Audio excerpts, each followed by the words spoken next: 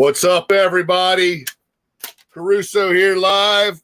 Welcome to Talkbox Live. I'm missing my counterpart tonight. He's on his way down to Louisville to check out the London Choir Boys with Enough's Enough. Chip, our buddy Chip's Enough is down there, and he is playing bass double duty tonight. So Chris is on his way down to see them.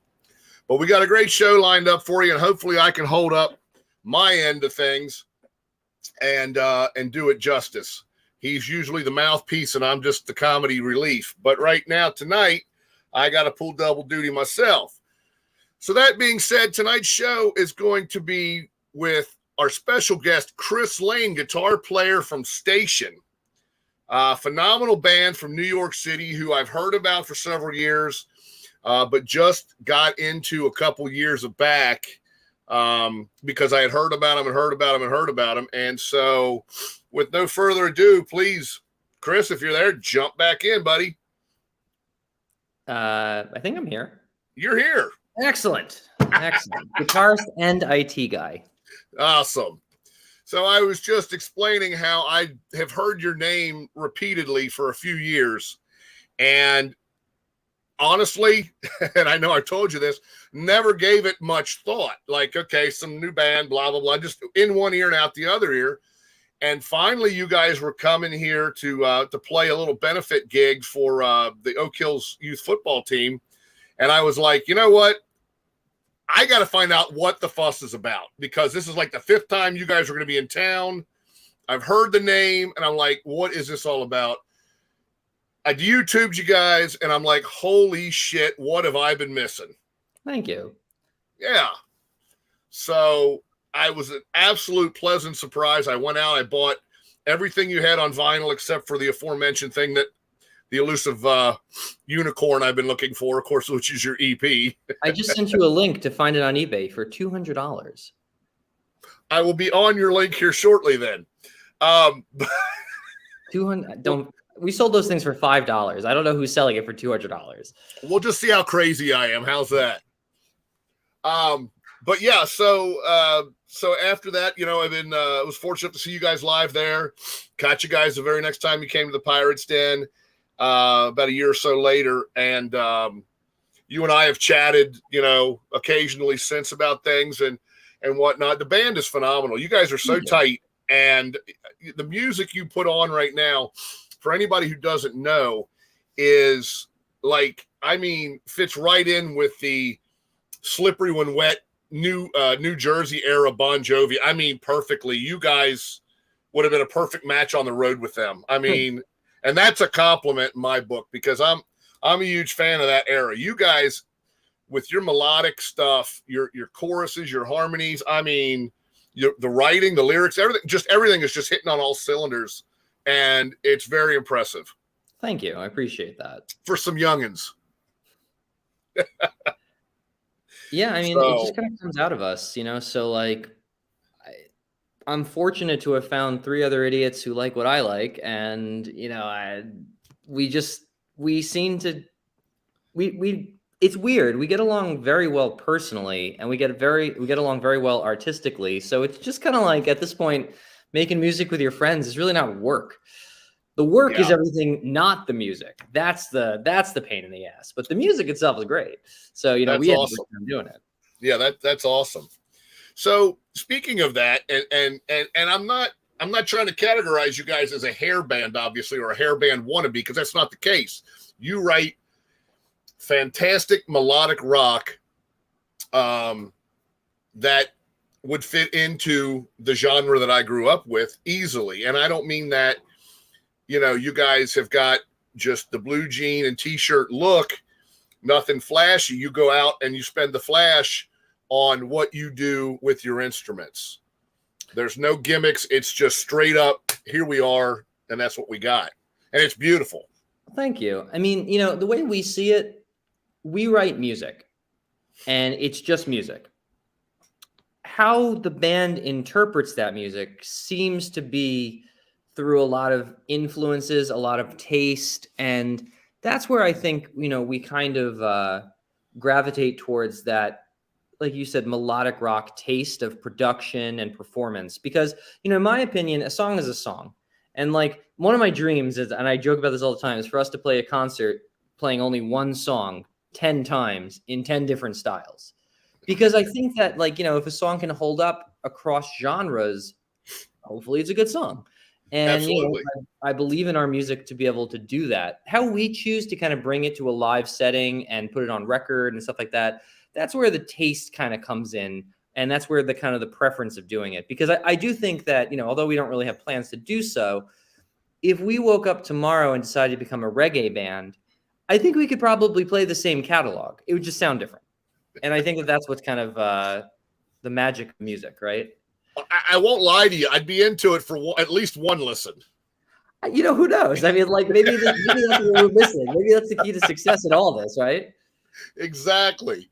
It's funny because music does transcend ages. It transcends everything. And I think you hit the nail on the head when you said that. I really, truly believe you could play it in a country setting or a reggae setting or a rock setting, whatever. If the message is there, the message will come across. I mean, I hope so. It's funny. You mentioned about the jeans and the t-shirt and no frills thing. I'll tell you a funny story.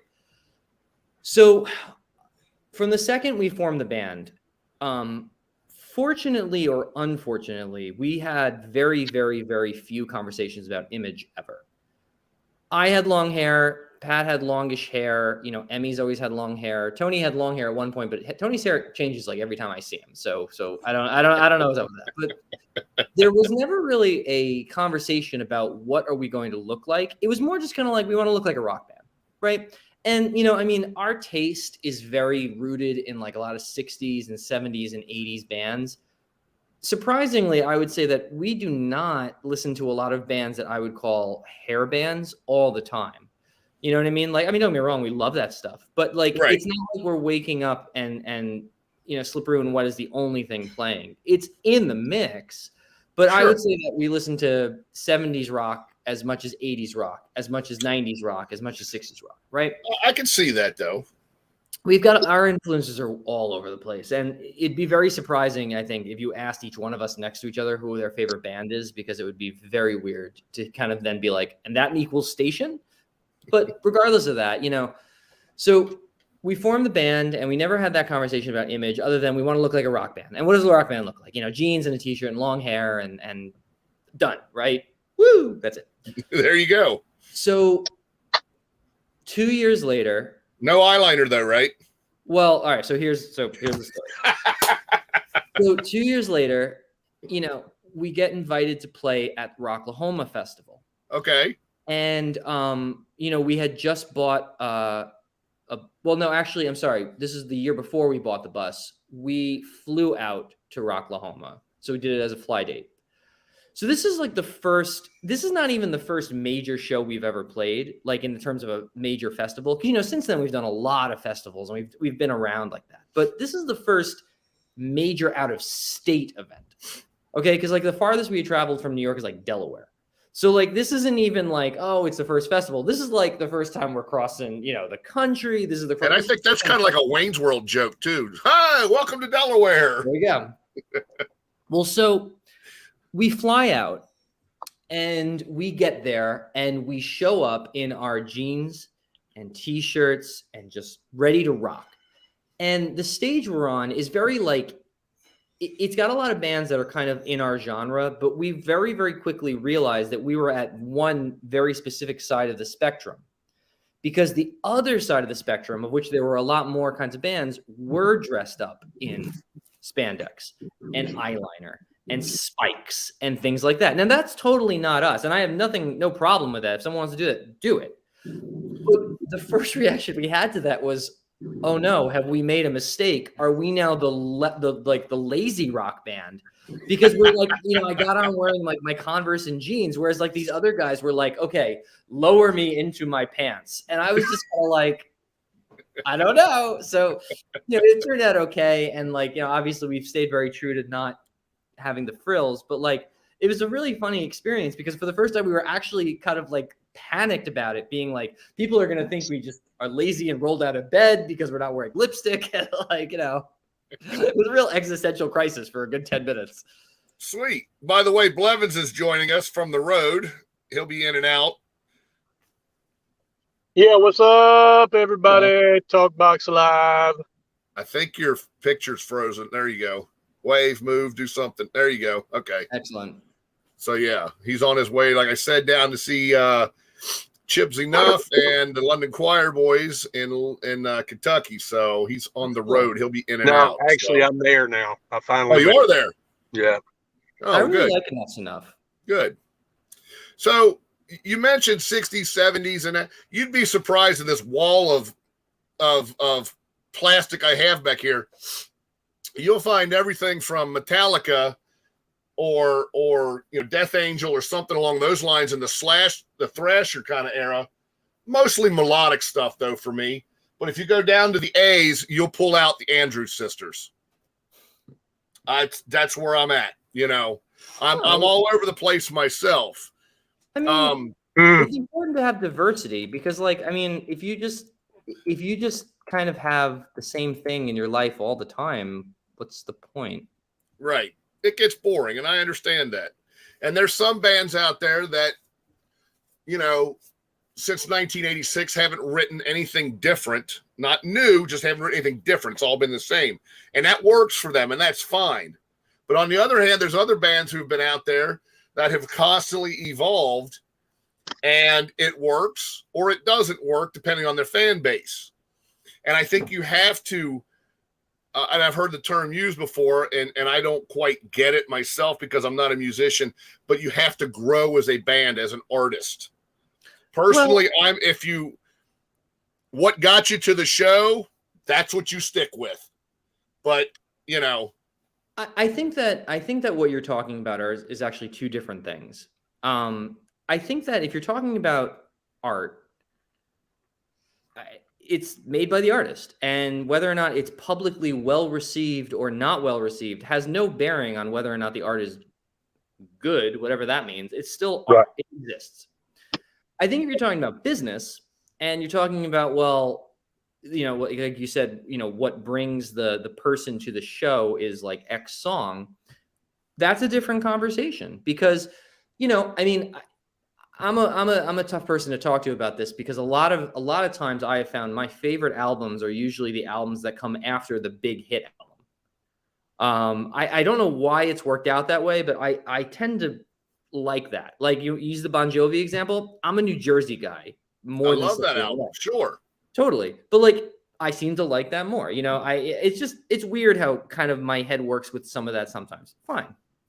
But at the same time, what I would say is that if you're trying to run a successful business as a band, knowing your fan base wants one song, but you are going to play another, that's a decision that you have to make, and it's a business decision about selling those tickets. As far as the art goes, that's just, you're never going to win the court of public opinion, so you might as well just do what's true to you.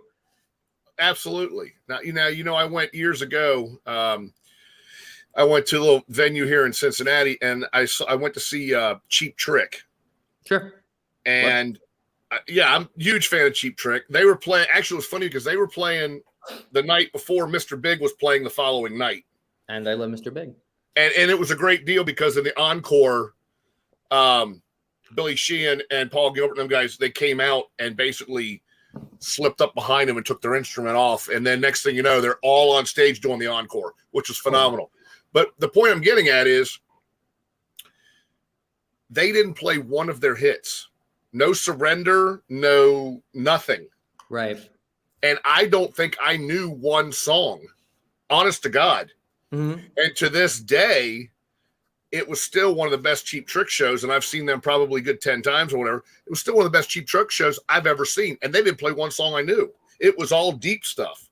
I think that that's actually one of the things that I love about music is it's not rock and roll specific. It's music specific. Right. Music is something that is very, very well, I'll put it this way. Art is something that's very personal. And if you carry with you that art through your experiences and through your life and stuff like that, it becomes more than that. And like a lot of times at a rock concert, I think it's about the setting, it's about the vibe, it's about the energy, it's about the spirit. Oh, And yeah. like that's really important. And I think that, your Cheap Trick experience just kind of proves that, because you can go in and it's the vibe and the volume and the electricity. I mean, to be honest with you, that's the very thing. The opposite of that is what really hurts bands in my genre, is because a lot of people have so much nostalgia for something that happened 30, 40 years ago that they Exactly. use it to compare it to us, where they don't have the same life experiences that they've gone through. I don't know if it's good or bad, but it's, for them anyway, but it's definitely, kind of changes the measures of how fairly evaluated a newer band is. I think when you have a band, and I'm going to use Poison for example, because if they don't play, Every Rose Has Its Thorn, I think they burn the place to the ground. Right. And quite frankly, while I love that song, and I can remember where I was at in 1988 when that album came out, and my buddy, when we were in the Navy, my buddy running down the sidewalk with the brand new cassette in his hand, and so forth. If I didn't hear that the next time I saw Poison, I could care less. Right. Give me something deeper off of, Look What the Cat Dragged In, or something deeper off of, Open Up and Say Aw, or something off of, just give me something deeper. Sure. Something you never play live. Sure. Because I think that experience that, like you just said a minute ago, I think that experience of hearing the different songs, and then again, not having the band phone it in, because when you're playing the deeper tracks, you really can't phone it in as well because you're not used to playing that song. So you got to be a little more vested in the transaction. And I love that. Yeah, I really do. It's all, life is about different colors and different shades, and variety is good. So one of the things, obviously, the last couple of years have been unusual. A shit sandwich. Yeah, but before that, Station toured very heavily, and we Right. made it a habit to know 95% of our catalog. The last formal tour we did, we had 3 albums and an EP out. So that's 35, 36 songs, Right. And at any given time, we could probably bust out 30 easily, maybe 32, 33 with a little bit of thought. So, we're not playing 33 songs in one night, but Right. it does mean that from night to night, if we've got our hour-and-a-half set, we can vary it up. And if the spirit moves us, we could play a song that we've only performed once ever. And the cool thing about that is too, if, for instance, if I'm able to go see you tonight, and then maybe I can see you 2 nights later fairly close or something, and I can go check that show out. We vary it. You're not playing the exact same set list again either. Right. I get to hear something different. That's great. One of the, I call it an unconscious decision because we meant to do this, but when we first formed the band, we had these long talks about what was important to focus on. And one of the things that's really, a lot of bands don't talk about is blocking a show, like basically coordinating the dance moves of the show. Right. We're not the kind of band that would stage minute 1 to the end, but maybe we say like, hey, in this song, it would be cool if, because if you don't, I've noticed you guys have worked with Paula Abdul in your choreography. Have you not? in our spare time. Right, I thought so. Well, I thought I noticed some on the side, so if I try to dance, I noticed some of those moves. Right. Well, what we learned though is that we talk about it and we're like, oh, wouldn't it be great if this happened? And then it doesn't happen, and be like, oh, what if this happens and it doesn't happen? But at the same time, while those things don't happen, these organic things happen, and all of a sudden we realize that it feels very natural to interact at this point on the stage, or the opposite, where it's like, like Pat has this habit of sometimes coming over and putting his hands on me and like shaking me when I play guitar solos. Most songs, that's okay. Certain songs can't do that with. So like we learn though where that's appropriate and where it's not. And then, over the years, you build that into a show and a rhythm and, a unit that knows really how to function with each other. And you guys look like you're always having fun. Like you guys, I've only seen you twice now. Don't get me wrong, but you guys seem, the 2 times that I've seen you, things like that, of live video on YouTube or whatever I've seen, you guys seem to always be having fun and enjoying being together on stage. Oh yeah, no, I mean, first of all, there's nothing not fun about it. Like I said, the music, the performance, that's the fun part. All everything around it, that's the not so fun part. But Right. like, look, for the hour and a half we're on stage, what could be better, right? Absolutely. Absolutely. So speaking of Pat and the guys, you guys been writing some new music, I take it. Well, we actually like last week just finished the lead vocals on what will become a new record. Awesome. Yeah, we have a Awesome. lot of material, and we have our own studio, so it's kind of up to us to record. And obviously, we haven't been touring, so recording has been at the forefront of what we're interested in. Now, is this leftover tracks, leftover demos from the previous stuff, or is this brand new stuff? Here we are and we're creating. Everything's brand new. Sweet. Sweet. Do you have anything left over in the vault that may see the light of day sometime? Like some bands write like 50, 60 songs for one record, and then they got to narrow it down to 8, 10 songs. And they got all this crap, Kiss, it's all in the vault. Well, you never hear it. No, in today's world, I personally don't think that makes any sense because we're not limited by tape. So, right. We live in a world where you can digitally release just honestly as much music as you can upload a day. Right. What we tend to do is we tend to not sacrifice songs and push. We've done that once or twice where we don't want to put this on this record. Let's record it next time. Right. In general, though, we usually don't do that because we don't want to be tied to a different time. We like to kind of be present in what we're doing, and this way everything is organically together. Because if you have stuff from yesterday Chris Lane, and he might not play as well with future Chris Lane. So you don't really want to tempt that, in my opinion. Now, yeah, I understand that completely because you might have gone a different direction and this doesn't fit. Now, what do we do with it?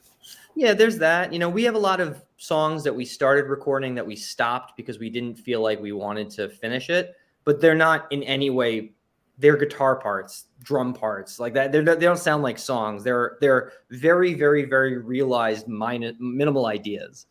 Gotcha. So for those who don't know, who does most of your songwriting? Who does your lyrics? Who writes, you guys all write. What's that? I write the music. You write all the music?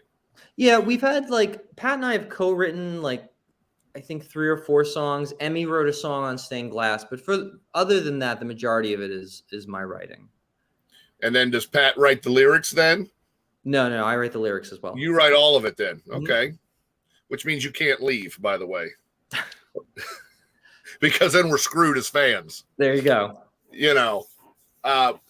Because honestly, you have that chemistry that we were talking about, and when one member leaves, and then they replace a certain member, then the writings change.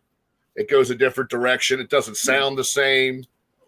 Use that Bon Jovi analogy again. Richie's gone. The backing vocals just aren't there. Right. Right. Not Sammy Hagar, or what David Lee Roth. Michael Anthony's gone. You don't have that backing vocals. Just that, let alone the musicianship. And if you're doing all the writing, it takes a different turn when somebody else comes in and has to do it. Well, we have a good groove in terms of how we deal with the music. So that's that honestly that tears bands apart. We have no problem with that. That is very easy from our standpoint. Which is awesome. Yeah, it's a good situation in terms of art creation. Now, how long, speaking of that, how long have you guys been friends? How long have you known each other? I met Pat in September of 2010. Okay. I met him specifically to meet him to form a band. Okay. We weren't friends prior. I answered a want ad of his, and basically we met to jam, and we decided that we liked it and continued on. Emmy joined the band in 2016. Okay. And Tony, I don't know when Tony joined the band. Tony was a replacement fill-in drummer for a very long time. And it just got to the point where I think I just wore him down. I was like, Tony, you just have to be a part of the band. He's like, okay. So Tony's been with us since at least 2000. 15, I think. So Okay. like, the band has been together for a very long time of the same lineup, just doing our thing, you know. You guys have been around technically since what, about 2011 or so, I think. Our first show was in April of 2011, and that show we actually didn't even have a band. Pat and I just hired musicians to play with us. Oh wow. Yeah. So it wasn't until like our third or fourth show that we had our first bassist who was with us for like 3 years, and then our first drummer came in. Well, I don't know. Our second drummer, third drummer came in like we're like Spinal Tap in the beginning. We had so many different drummers come in. And then, Brian, who played on our first record, he was our drummer for a little while, and then that's when Tony kind of stepped in. I don't know where you found Emmy, but that guy's off the chain, man. Emmy is solidly one of the best all-around musicians I've ever met in my life. My God, he's also just completely insane, but like he's great. Live, he's just out of his mind sometimes with some of the stuff, and he just gets down and dirty with that bass, and he lays it down. It's he's great. A fantastic musician. Yeah, it's great. Like I said, you guys click on all cylinders, and I'm very, very glad that I took that step and said, well, what is the fuss about? Well, because I have not been disappointed yet, and I'm really looking forward to new music. I can't wait. Yeah, no, I'm looking forward to releasing it. I don't know when we're going to release it yet, but it's coming. I mean, we still have more work to do on the record. We're not right. It's not fully done. Like, I think that what do we have to do? I think we have bass, because Emmy is going to start bass in a week or two. But then we're going to probably have to do background vocals, and there's mixing. And then inevitably in the mixing process, there's, oh my God, I forgot to do something. And then you go back and do that. That always happens. And then we'll mix it and master it, and we'll talk about releasing it.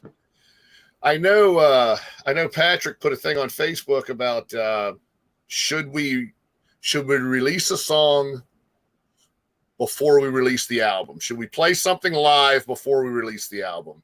And of course, I chimed in with hell yes. So that brings me to my next question, which is, when are you going to finally get on the road? We talked about this. When did we talk? December, maybe. There was plans to be here in Cincinnati in March, April. I think, or something. Yeah, April. Yeah, and everything just kind of went back, into a handbasket again. So here's the problem, and this is very unsexy, but it is the reality of a band our size. Actually, I bet you it's the reality of a band any size, but it's a problem that we're currently facing. It has nothing to do with the want to play live. It has nothing to do with the expectation that a band should play live. It's not like we're like, no, we're just studio band. It's not that. The problem is it has to be a consistent tour. Right. Well, it has to make sense to make money. Right. It's a financial conversation. Absolutely. So our problem is that we're at a level where, in order to make a tour work financially, we have to play a certain number of shows. Okay. And we can book those shows. That's no problem. But so far, every 4 to 6 months, because, tours are booked in advance, 4 or 6 months at the minimum. So far, the world, the universe, and COVID has dealt us so many curveballs of being like, this might not be a good thing. And like, it becomes one of those situations where if, God forbid, a band member got sick on day 2, that destroys everything for us. Right. And we can't really take that risk to do that. So like, for instance, we were talking about April, right? Yeah. We canceled April when the Omicron surges in New York happened, because we basically had to have a realistic conversation in January, because it was 3 months away, to being like, right. I don't know what's going to happen. We can't risk it. Okay, let's just finish the record instead. What happened? It went away like that at the beginning of March for us. Now, had we known that, we would have kept our plans, but there's no way of knowing that. Sure. So that's the constant struggle that we're up against. Unfortunately, I personally believe that we're, what are we in? Like year 2 now of this? Something like that, yeah. I think that we now have enough history to be able to recognize when a good time and when a bad time might not be. Right. So like, I kind of get the impression just based on my personal experiences and like where I live and the surges of COVID and things like that. And the other bands canceling too. Maybe a tour between like Thanksgiving and February 1st, not the safest thing for this problem. Maybe a tour in October, a better bet. So because we're kind of getting to that point now, I feel a lot more confident saying that we have the ability to make a decision that's very informed.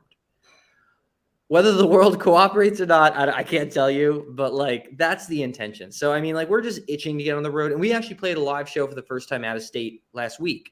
For the first time. It was wonderful. What a great experience. Is that the M3 you're talking about? We played the M3, the M3 party for the M3 festival. And, we had a great time. We felt it was run correctly. I mean, unfortunately, I had to wear a mask on stage just because I'm dealing with a personal situation that required me to do so, but like didn't stop us from being there.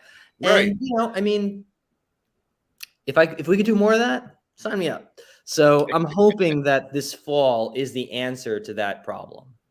Well, that's good. As a fan, I'm hoping that's the answer there, because I am itching to see you guys back on the road again, obviously. And as we discussed, coming to Cincinnati, I'm going to ground up everybody I can grab, and we're gonna bring them to that show. Well, I can assure you, beyond a shadow of a doubt, if we do end up touring, which I want to see happen, Cincinnati is absolutely a stop we'll make. So we'll see. We definitely. I will bring all three of my friends, and we'll pack the place. But I appreciate it. But it's just one of the things. I mean, I understand what you're saying.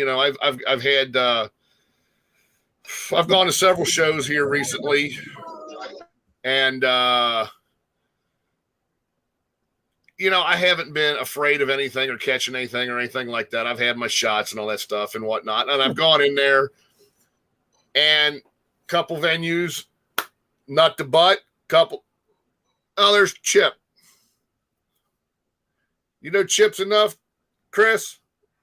We've opened for Enough's Enough. Well, there's Chip right there. What's up, Chip?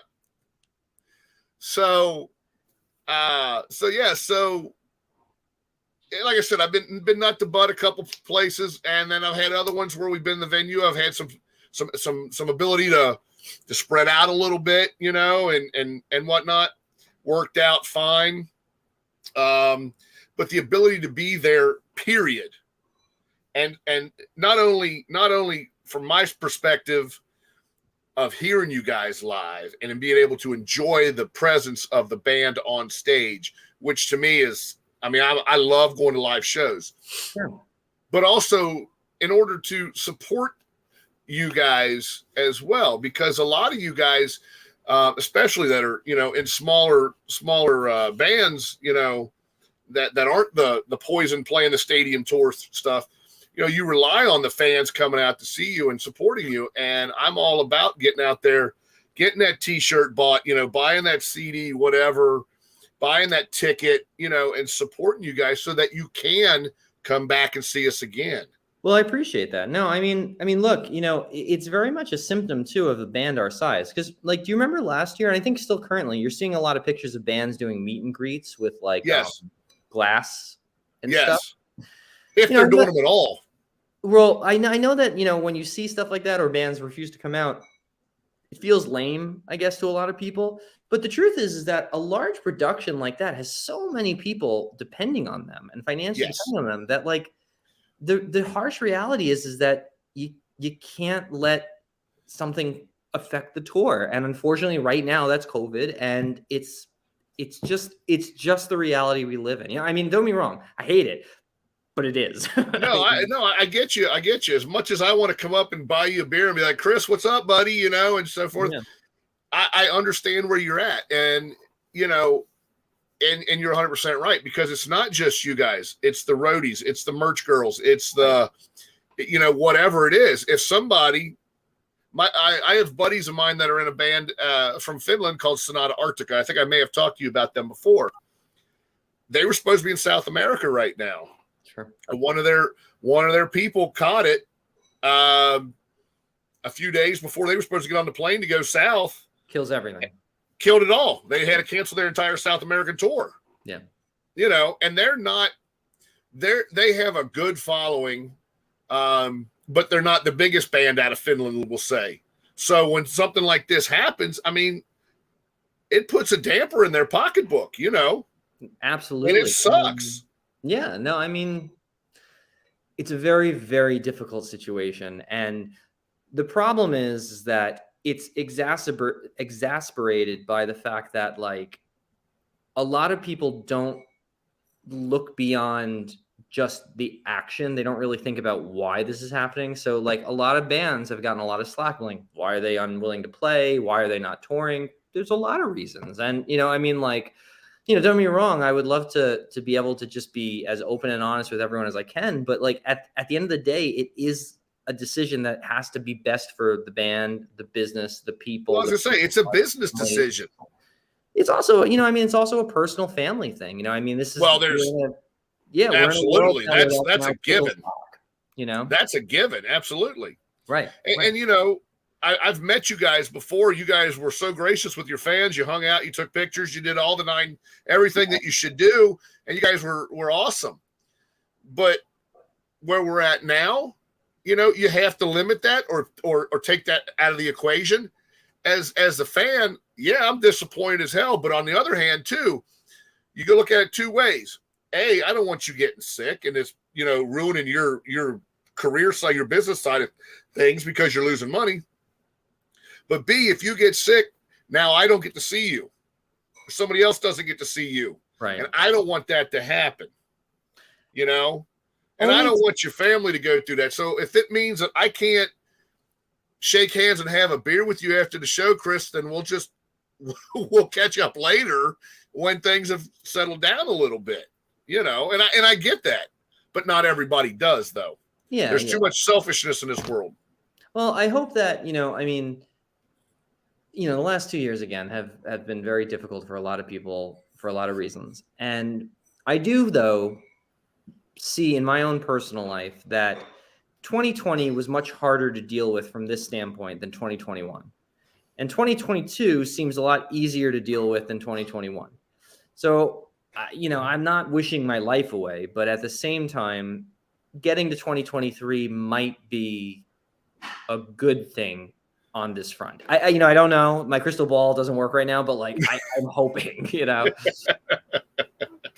No, I think you're spot on with that. I think there's a lot of people that are saying the same thing. Yeah. You know, like I said, it sucks. It sucks for us, the fan, that we don't get to go out and see you live. But if you're still able to be around, put some music out, do whatever, and you know what, come back next year. Well, that's what we're doing. You know, then it is what it is. That was exactly why we released Perspective in October. I mean, you know, we look. Great record, by the way. Thank you. Yes, great record. We were, you know, so the timeline of how this happened was we released our third album, Stained Glass, in November of October, one of the two, of 2019. We went on a tour. It was, to date, the largest tour we've ever been on. It was the most successful tour we've been on. We came back. It was great. So we booked the second leg of the tour for April and May of 2020. We all know how that happened, turned out. It didn't work out very well. In fact, actually, we canceled that tour before all the shutdowns because I got sick with pneumonia and ended up in the hospital. I remember that. Yeah, that was a whole, like, guys, I don't think I'm going to make it for this tour. You know, like, right. Little did we know what lurked around the corner. So, you know, at first it was, well, we'll probably tour in August. Well, we'll probably tour in October. Yeah, and I think, like I said, then you and I talked around December, and it's like, oh, okay, well, we're going to be there at the beginning of April. We're going to do this, and this. Well, However, this is 2020. I mean, this is. What are we in? Oh shit, my bad. I'm thinking that was last. Yeah, but that's the point, is that this is us not even realizing there's a whole nother year before we can even have a real conversation. That's true, because that would have been the following December that you and I talked. Christ, I've lost a year, my man. Everyone has, you know. So what happened is that we decided, knowing that we basically completely lost out on the second part of a tour for Stained Glass, we decided instead to release a music video off of it. But the problem was that we couldn't safely get together in person. So we released an animated video. And, we said, look, there's no touring in the future, the near future. And the near future in touring world is 9 months because that's the planning, So we started to go hardcore working on Perspective and finish that record. And we did. And, that's why we released it in October. And that we're basically in the same position now with the new record, but we feel like there's actually better chance of touring. Okay. All right. So this will be what? Album number 4 with the EP? 5. So 5. It's self-titled, More Than the Moon, Stained Glass, Perspective. And then Station 5. I don't know. Station 5. There you go. So yeah. So I mean, you guys are chugging along. You're building up a nice little catalog.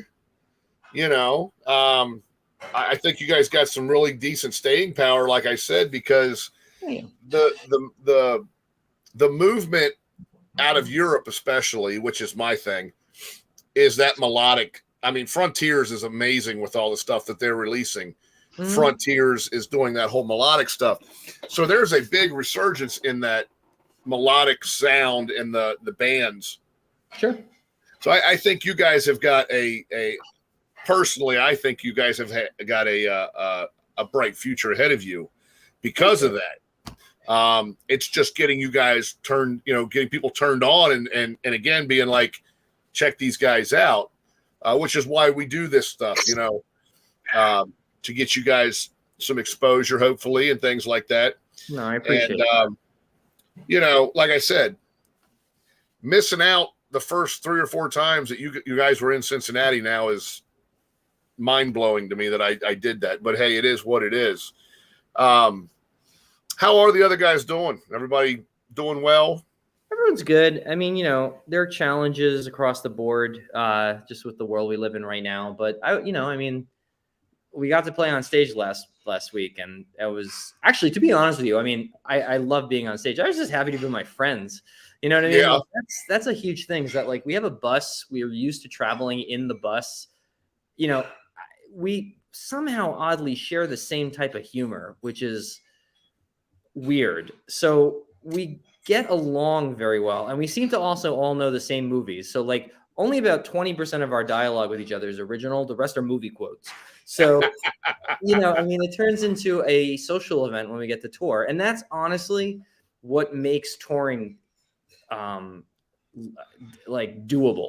because spending hours in a bus traveling from city to city, it's really hard if you're not with people you enjoy. No doubt. Yeah. It definitely could be, yeah. Or you could be like Kiss and have 4 buses, one for each one of you, one day, but until then, we have to make sure. Hopefully that doesn't happen. It's because they don't speak to each other, That's a waste of damn money. Just suck it up and fucking be together. Well, there's that too. There is that. If you don't like who you're playing with, get out and get in another damn band. Anyway. Wow. Words of wisdom. Did you find a new drummer yet? Speaking of which. I got 3 of them to fill in. There you go. We don't need a steady drummer. So Chris is in a band himself, and they just are replaced their drummer, so to speak, for the second time, I guess. Right? Let our drummer left, and we're got shows, and we're not canceling. So sure. There you go. Yeah, that's how it goes. That works out. So earlier we were talking about influences and the genres that you fit into and so on and so forth. So influences, 60s, 70s, what and who got you to play guitar? Who was your guy that's like, damn, I got to do that?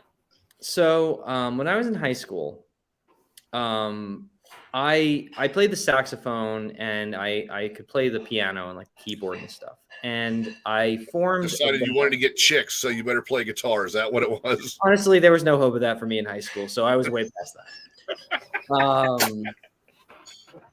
But what happened was that I needed a guitar player in this musical idea band that I wanted. So I basically cornered this guy and told him he was going to play in the band. Turns out he became my best friend in my life. So like we grew very close very fast. And he would leave. My parents were always like super supportive of music for me. So like we would rehearse in my garage and my basement.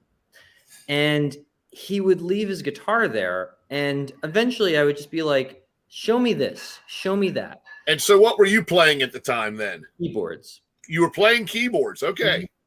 That's why I do all the keyboards for station, because I'm just makes sense. Yeah, makes sense.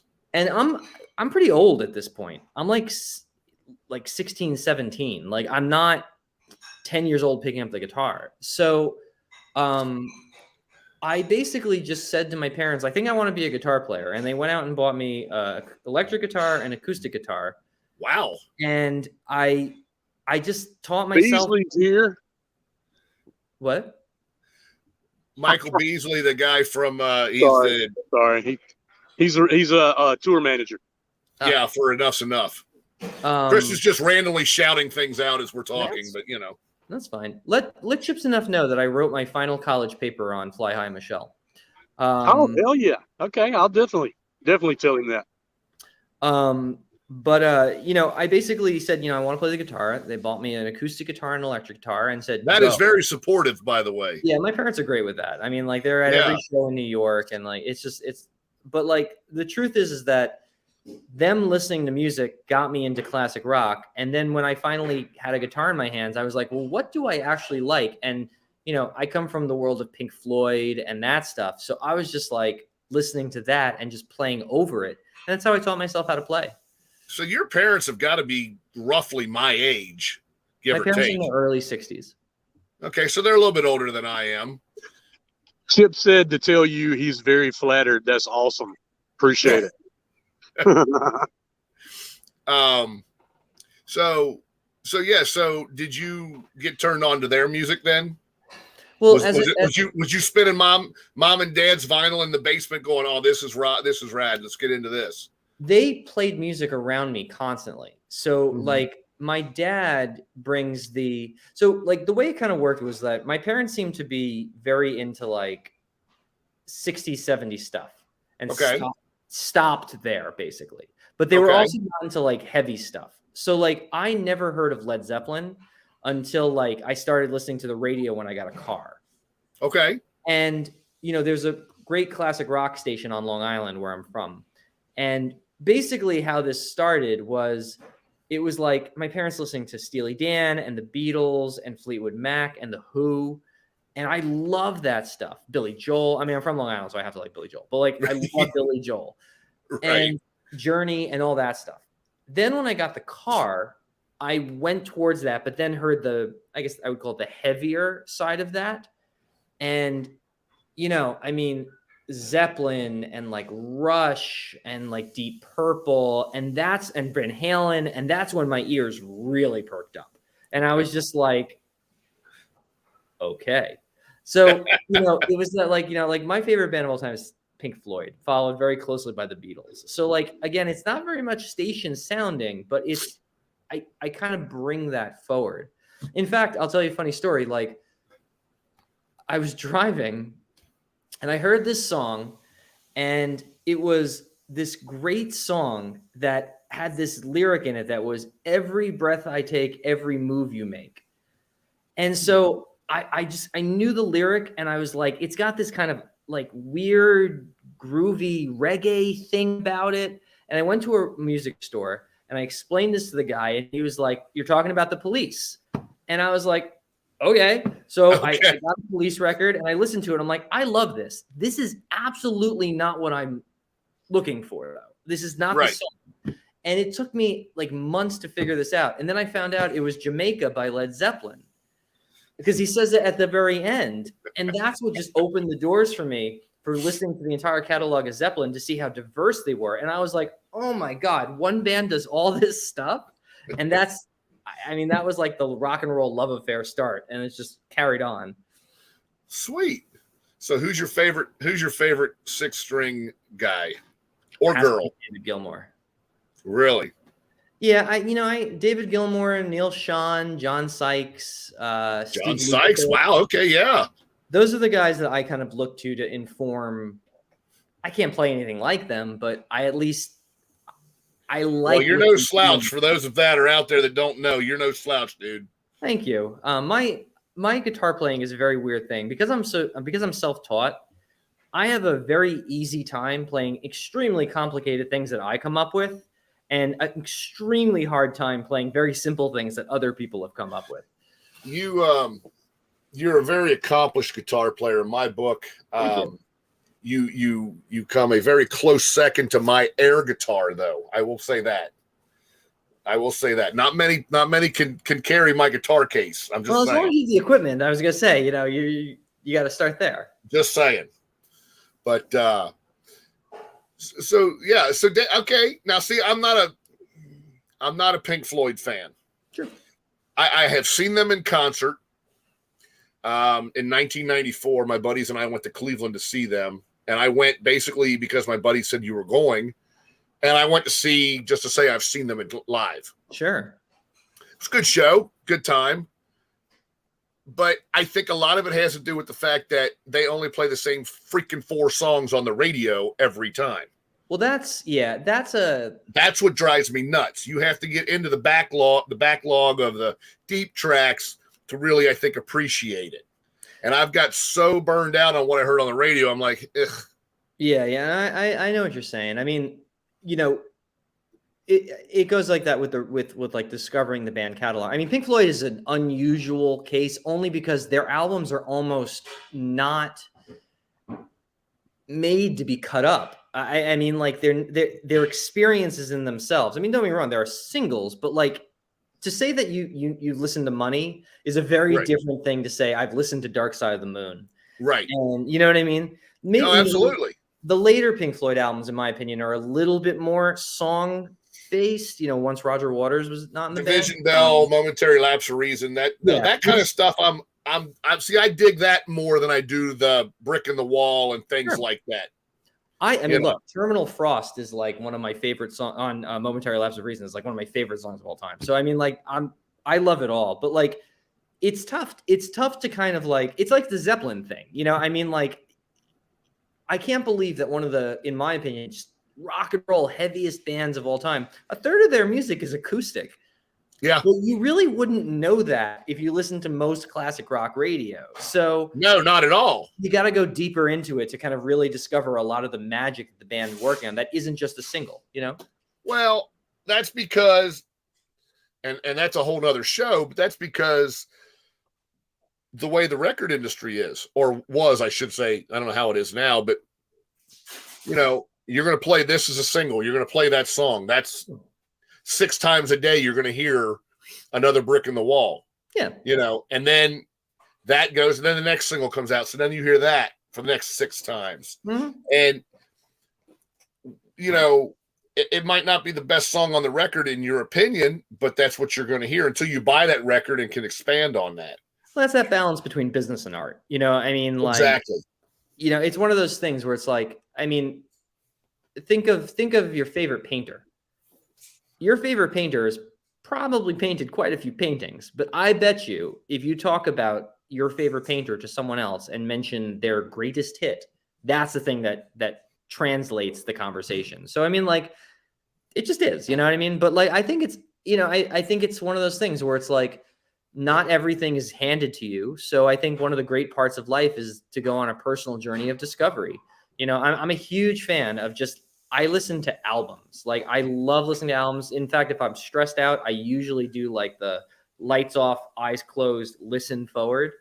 And I have found that is absolutely increased my enjoyment of it because it creates just a world that I get lost. Like, I'm a huge fan of, do you know Enigma?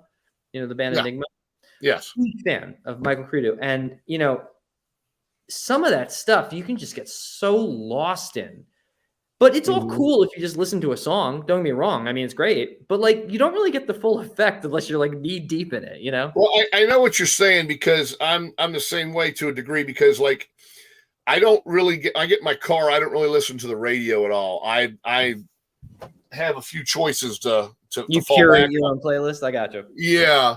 And so, and I'm not a digital guy. So, you know, I'm not the Bluetooth guy and I have, you know, the Keith's metal list and this. All I grab a CD, I throw it in and I listen to it start to finish when I'm Right. driving.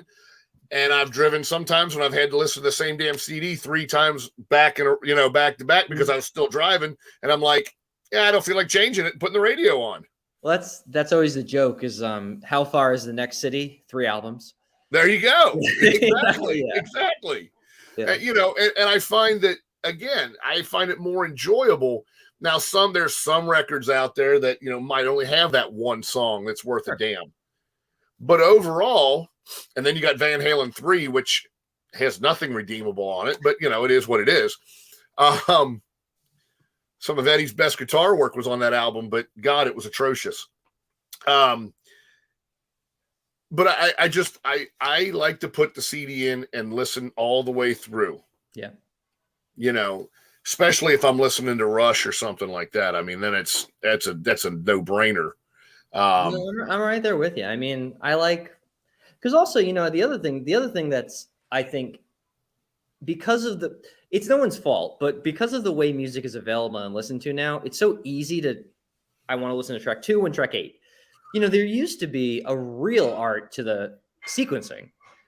You know what I mean? Like, I mean, it's like a set list, right? I mean, like, you know, I mean, if I had my way, we would just play ballads, but like, you know, I don't want to send everyone to the bathroom, so you have to have the set list live and breathe and peak. And now the drum solo's coming up. Time to go get a beer and a t-shirt. Right, you know, whatever. Yeah, I get you, man. I get you. I know exactly what you're saying because you would see that. You go to a show and you see it. It's like, time to get the beer and t-shirt, you know, and the line, of course, at that point is like 3 times longer than normal because everybody had that idea at the same time. Exactly. So, you know, it's all about pacing and it's about the experience. Right.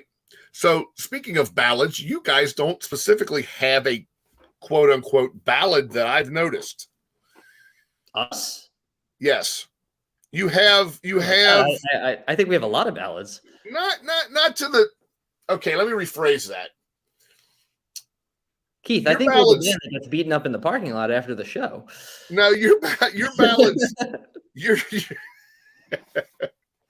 quote unquote ballads to me aren't the quintessential rock ballad that I'm used to. You have a little more meat, a little more teeth on yours. You know what I mean? Yeah, no, I know what you're saying. It's not the sappy raise your lighter up, here we go. It's got a little more meat and potatoes in the mix. One of the things that so I'm not lying when I say like I am Mr. Ballad. Like I really like ballads. I really like that. You know what? But I do too. Yeah, I do too. I mean, seriously, I'm not just saying that.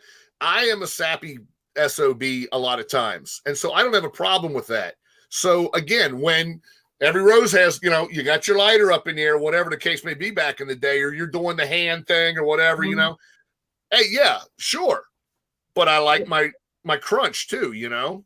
I think the thing that informs that the most though, is that if you look back and you look at a lot of those very, very slow stripped down ballads, they don't usually appear on album 1. And the reason they don't appear on album 1 is because they're very hard to play live because it just kills the energy. It's not a bad song or whatever. It just kills the energy. Sure. So we've never been in a situation because we're completely independent where, you know, someone stuck us in a record studio after having built up a fan base to say, now release music.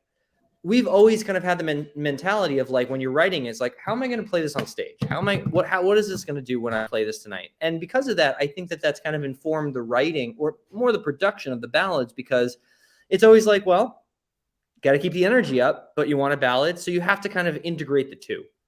Sure. And that's what I was getting to. You guys, you have the ballad-esque lyrics attached to a song with a little more teeth to it.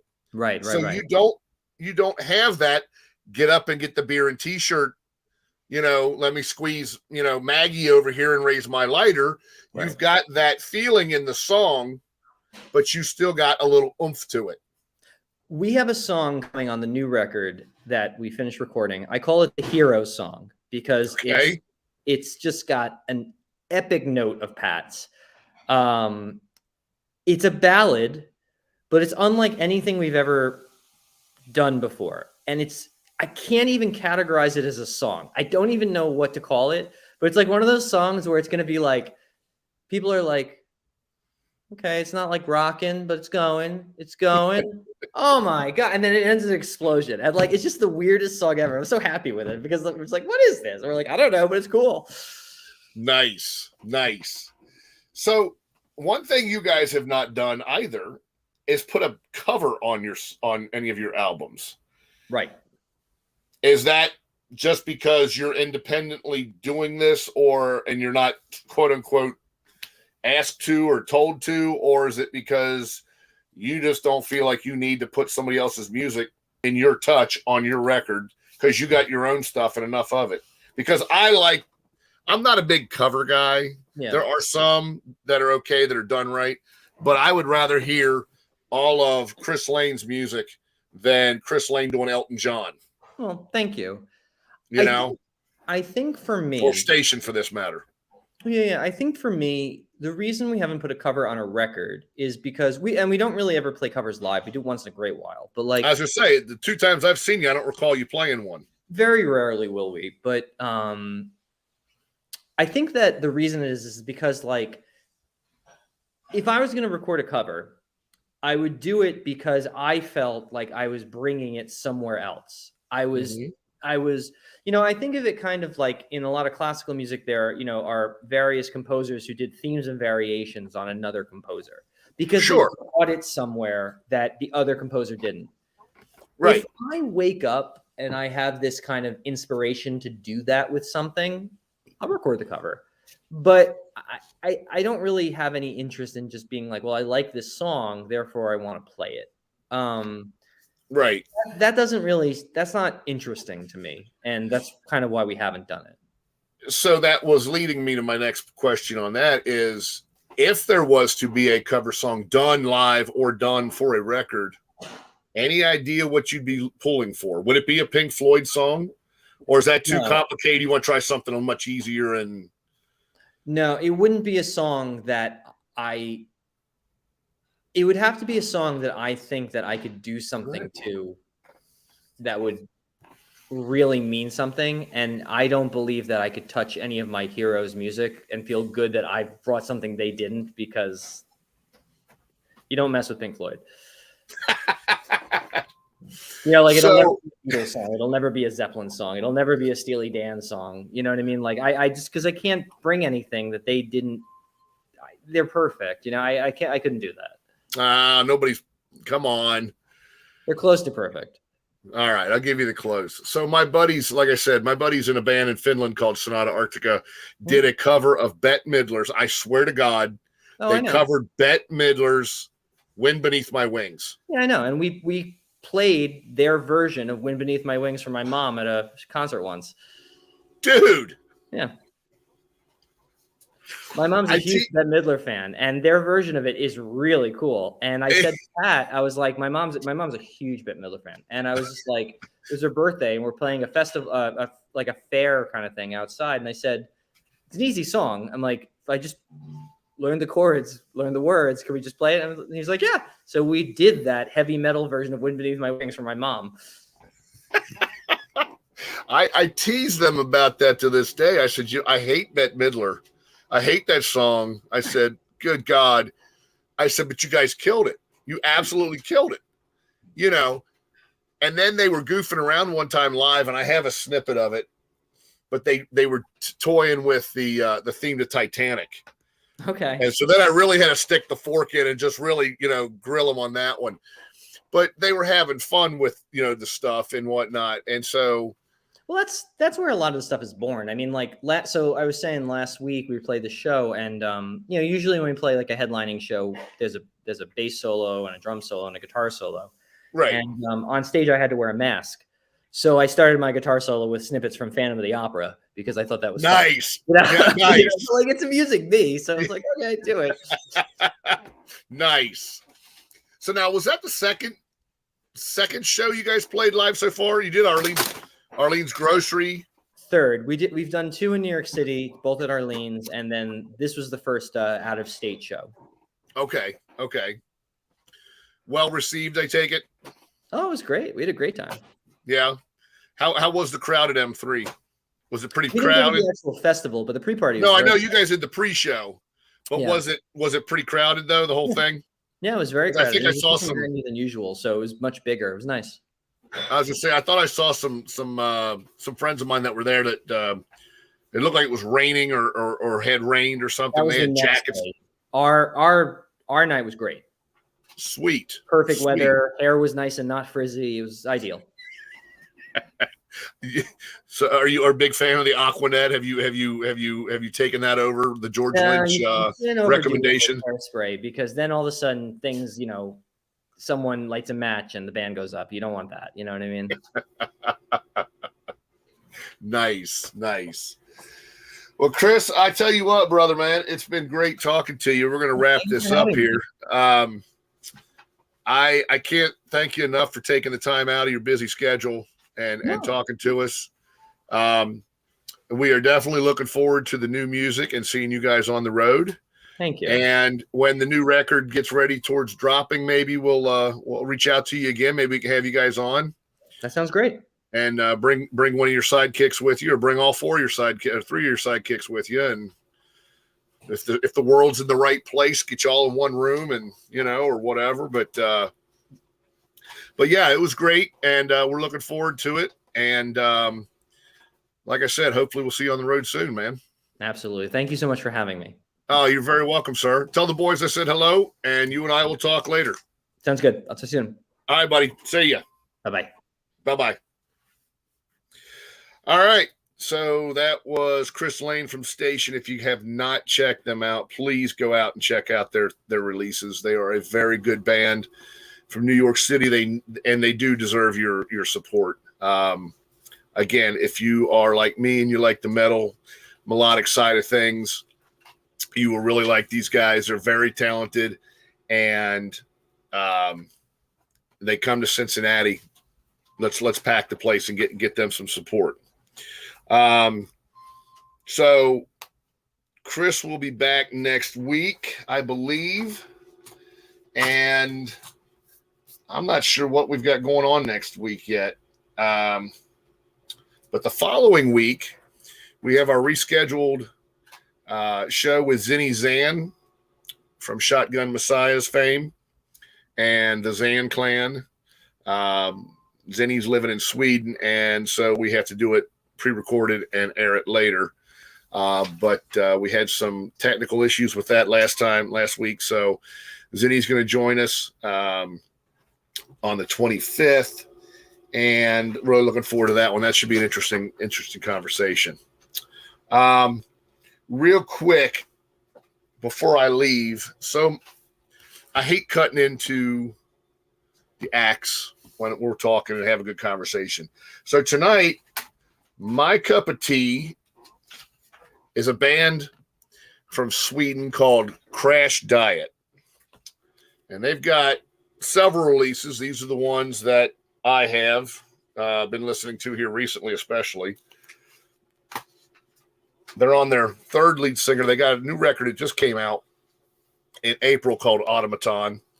And it's really nice record. It's got some really good stuff on it.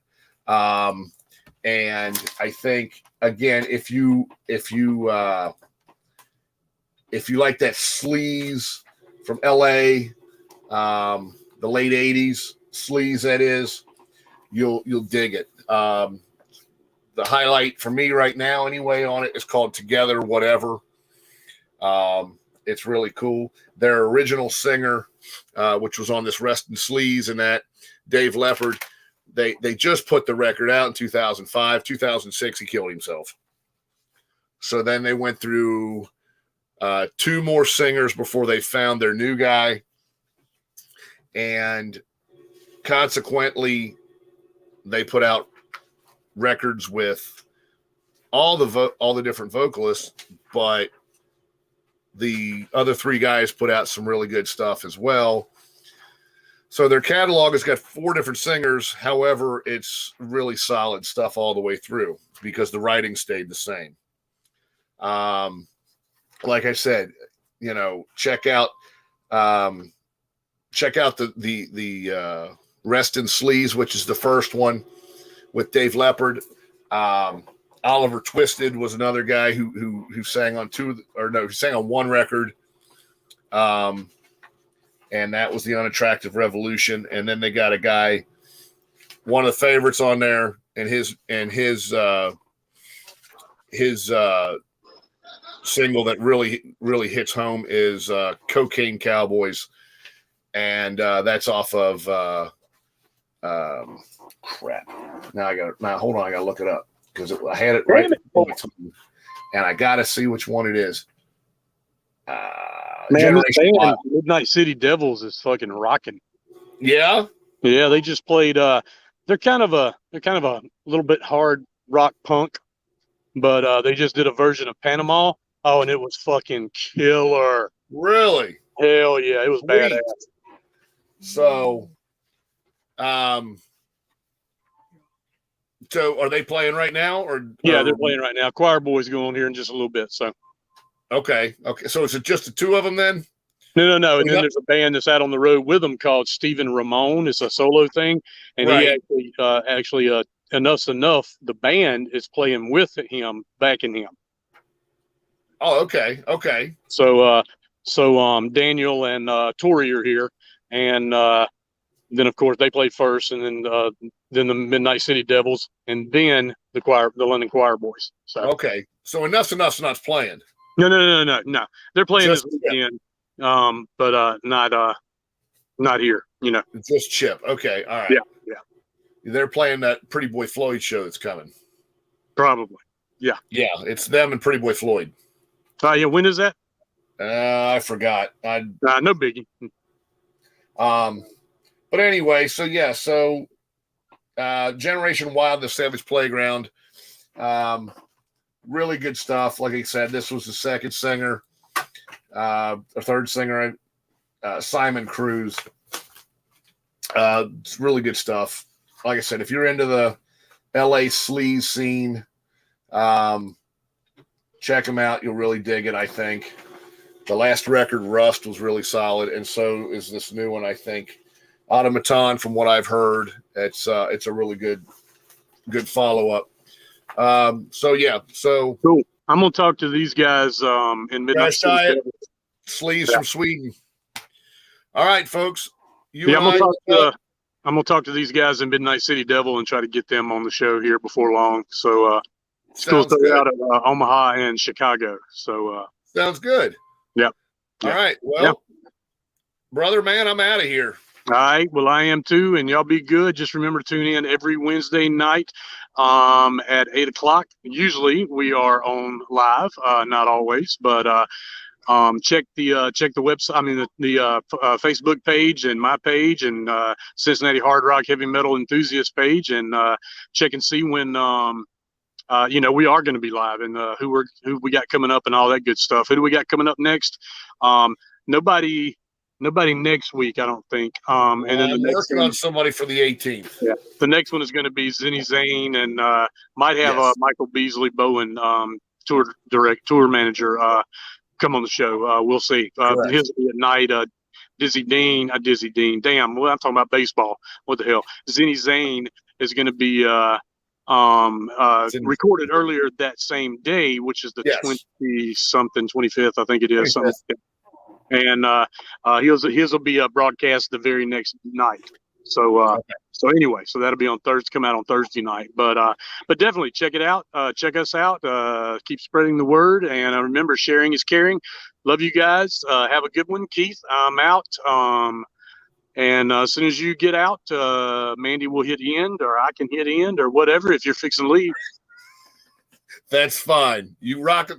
Take us out of here, my man. All right, dude. Everybody, have a good time. I'm fixing to. Then I got to drive back home. Son of a bitch. That always sucks. Yeah. Be careful. Have fun. All right. We'll holler. Later, everybody. Bye. Later.